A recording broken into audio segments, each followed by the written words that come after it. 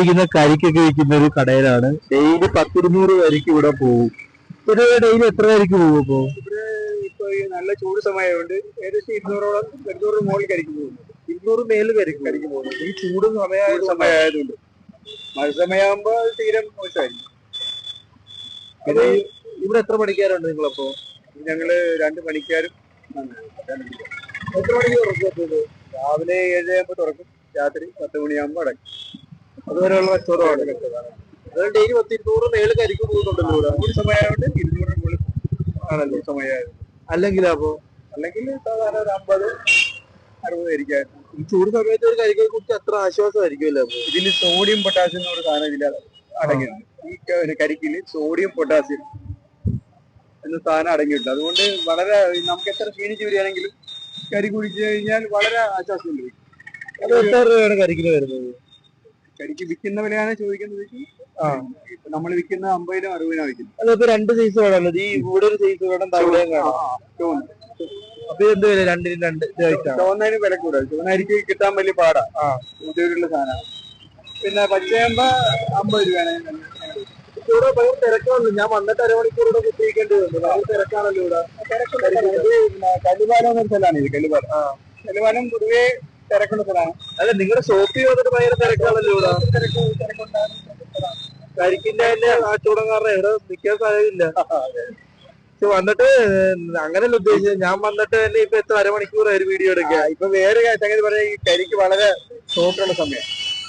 ഇപ്പൊ പണ്ട് കേരള നാട്ടിൽ കരിക്കില്ല.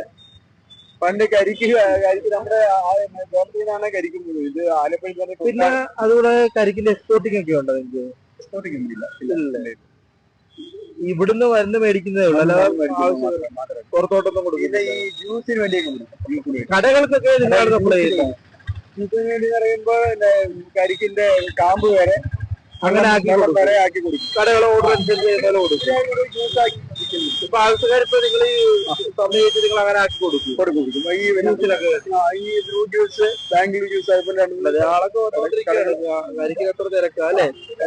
ഈ ചൂട് സമയത്ത് കരിക്കൊക്കെ കുറിച്ച് എത്ര ആഴ്ചകളാണല്ലേ? ഹൗസ് ബോട്ട് ഉള്ളതുകൊണ്ട് ഭയങ്കര തിരക്കല്ലേ. എല്ലാം ഉടൻ തന്നെ ഹൗസ് ബോട്ടുകാര് വളരെ കരിക്ക് ആശ്രയിക്കുന്നത്. അതിൽ പ്രീമിയം എന്ന് പറയുന്ന ഒരു ഹൗസ് ബോട്ടുണ്ട്. പ്രീമിയത്തിൽ കരിക്കുകൾ അപ്പം ഉണ്ടാക്കാൻ വേണ്ടി കരിക്ക് പോയി. അല്ല, അപ്പം കരിക്കിലുണ്ടാക്കുവോ?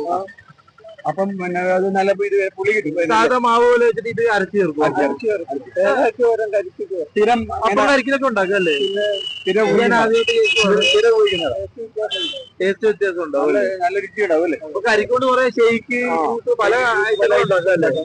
കരിക്കൊണ്ട് അവിൽ മിൽക്ക് എന്ന് പറഞ്ഞ ഒരു ഡ്രിങ്ക് ഉണ്ട്. അതും നല്ല ടേസ്റ്റാണ്. ആശുപത്രി രോഗികൾക്ക് പനി സംബന്ധമായ അസുഖം, ശരീരം ക്ഷീണമായിട്ട് വരുന്നവർക്ക് പ്രാഥമികമായിട്ട് ഡോക്ടർമാർ കൊടുക്കുന്ന കരിക്കാണ്.